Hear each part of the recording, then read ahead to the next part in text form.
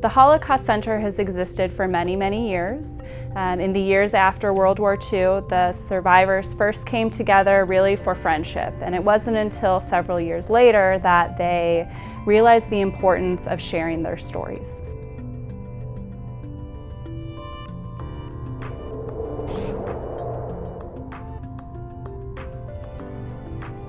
So at the center, we have been collecting and preserving artifacts from the Holocaust for many, many years. All of our collections come to us through donations from the survivors themselves or their families or other eyewitnesses. So our collections are primarily documentary to illustrate the life of an eyewitness to the Holocaust from before the war, during, after. And it's not only Holocaust survivors, there's other eyewitnesses too. So our collection represents the soldiers that left Cincinnati, went to Europe. Some of them were leaving their home for the first time ever. And also other eyewitnesses, Americans living in Germany during and after the war. Anyone who had experienced that firsthand, we can use their artifacts, the things that they saved, as vehicles for storytelling. So everything that is stored down here rotates into the museum upstairs, where we can share all of those important stories with our museum visitors.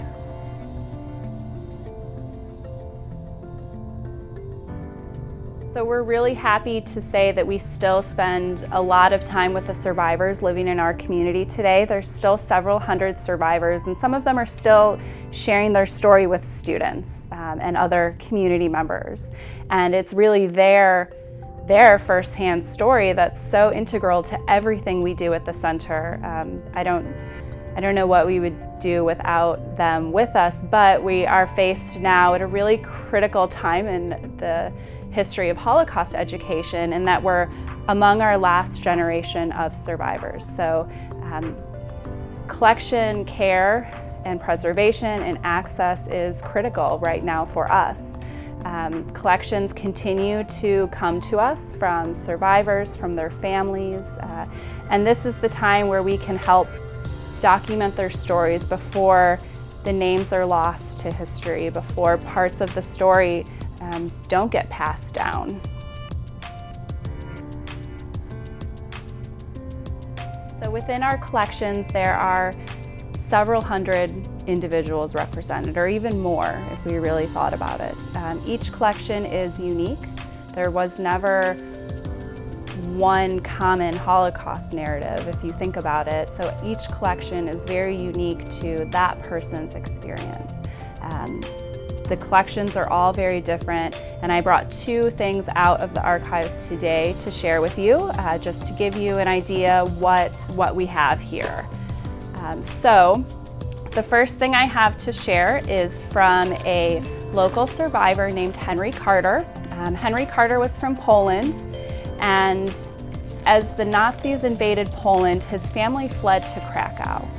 He had a wife, 2 children, and himself, but they couldn't evade the Nazis for very long. His entire family were put into the Krakow ghetto, and he was arrested for being involved in the Polish resistance movement in the ghetto. He went to several different camps until he was ultimately imprisoned in Auschwitz.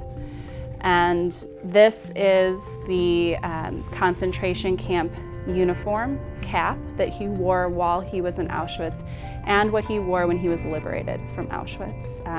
He went on to settle in Cincinnati to share his story, and this is an artifact that we rotate periodically into the museum to share his story with everyone.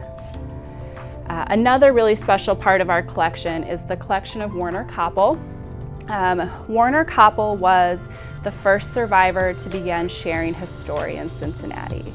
And it wasn't until several years after the war, after he came to our community. One day he opened up the Cincinnati Enquirer, and there was a letter to the editor that said the Diary of Anne Frank is a hoax. And in that the Holocaust was a lie, that it didn't happen. So Werner knew at that moment he had to start sharing his story, that his story, his testimony could help educate, could help prevent the Holocaust from happening again. So he started to share his story, and that wasn't very long after he became a citizen of the United States. So this is the certificate that he received from his citizenship training classes that were hosted by the Cincinnati Public Schools. So this was really one of the first steps that he took in becoming an American in our community. And you know, another really special part of Warner's story is that he arrived in this building where his collection is kept today for the first time in our community. He came to the historic train station with a wife, a baby, and a suitcase, and that's how he started his new life. And today his collections are stored here.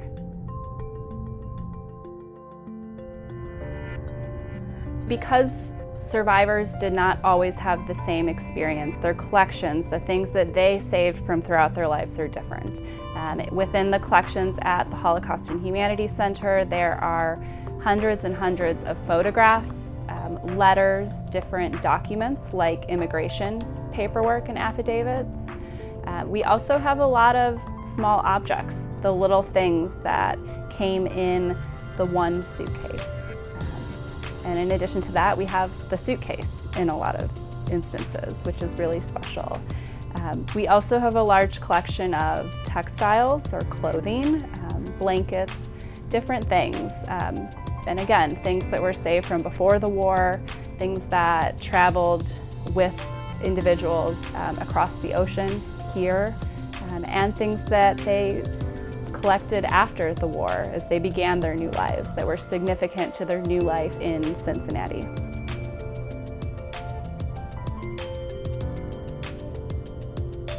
Today we have been open in Union Terminal for almost 1 year. We've almost reached that really important anniversary for us. And it was a really long time coming. Several years ago we started to think about what it would look like if our center moved to Union Terminal, the train station where the survivors first came. And it was overwhelming at that time. We had to build a new museum. We had to move our whole collection here, but we made it happen. I think, you know, to speak to moving our collections, that was a really crucial detail in this move. We care for really fragile things that need a specific environment to come to. So when we moved to Union Terminal, we were presented with a blank box to store our collection, and we really got to, with Patterson Pope, daydream about what that space would look like. And I think we worked together really well to come out with the best of all options.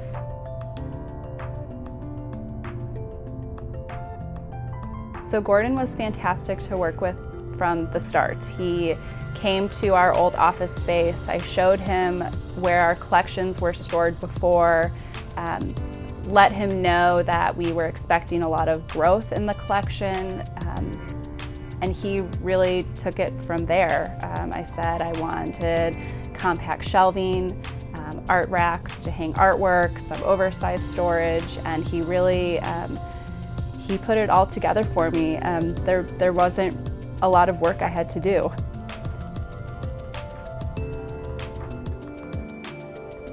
There were a lot of different designers that were at play for our relocation here. We had 2 different design firms working together to build the museum. We had a design firm fitting out our office space and our library space, and then Patterson Pope was working in our collection storage space. So there were a lot of different moving parts at hand. We all played a role into working with all of them, but I think what was really fantastic in our instance was that all of the firms worked together very well, and we made it happen.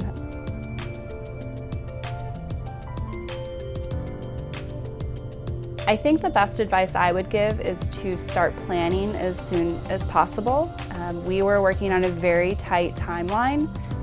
Of course, we made it work, but the more time, the better. And I would also have to say, to take advantage of the expertise coming from Patterson Pope. This was my first experience building out a storage space for our collections, and I needed that expertise and that guidance to ensure that we would have everything we needed. So the questions that I didn't know to ask, Gordon was able to ask them for me to ensure that I had what I needed. I walked into a brand new storage space that was really everything I was expecting it to be.